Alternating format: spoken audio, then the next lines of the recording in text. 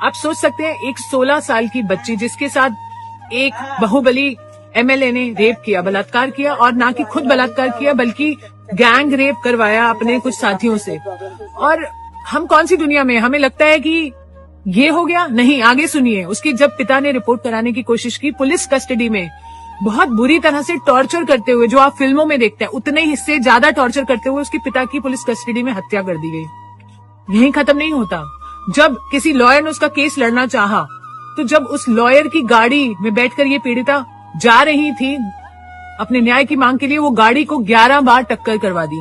11 बार टक्कर खाने से उस गाड़ी में बैठे 4 सदस्य थे, जिसमें से 3 की ऑन स्पॉट डेथ हो गई, लॉयर की, इसकी मासी की, इसकी बुआ की, और ये बच्ची बच गई। आपकी रूह कांप उठेगी। और ये बच्ची कैसे बची है, मैंने इसको अस्पताल में तब देखा है जब ये क्रिटिकल केयर में थी 7 साल पहले, और उठ नहीं पा रही थी, वेंटिलेटर पर थी। 6 महीने जब वो उस वेंटिलेटर आईसीयू में रही, उसके बाद उसने अपनी हिम्मत जुटाई और अपना केस लड़ना चाहा। उस मुजरिम को उम्र कैद की सजा हुई।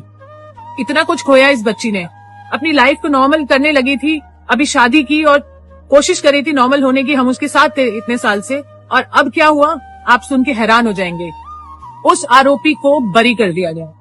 आप सुन पा रहे हैं, उसे बरी कर दिया गया। और एक्सक्यूज, ये नहीं कि बलात्कार प्रूव नहीं हुआ, बलात्कार प्रूव हुआ है, पर क्योंकि कोई कानूनी दावपेच थे जो उसे बचा सकते थे, फालतू के हाईकोर्ट ने ऐसी ऐसी दलीलें दी हैं कि आप सुन के हैरान हो जाएंगे कि वो एक पब्लिक सर्वेंट नहीं है, या फिर ये बच्ची माइनर नहीं थी और कोर्ट के पास टाइम नहीं है। इतनी फालतू चीजें बोलकर उसे बरी कर दिया गया। आप सोच सकते हैं, आपको गुस्सा आ रहा है?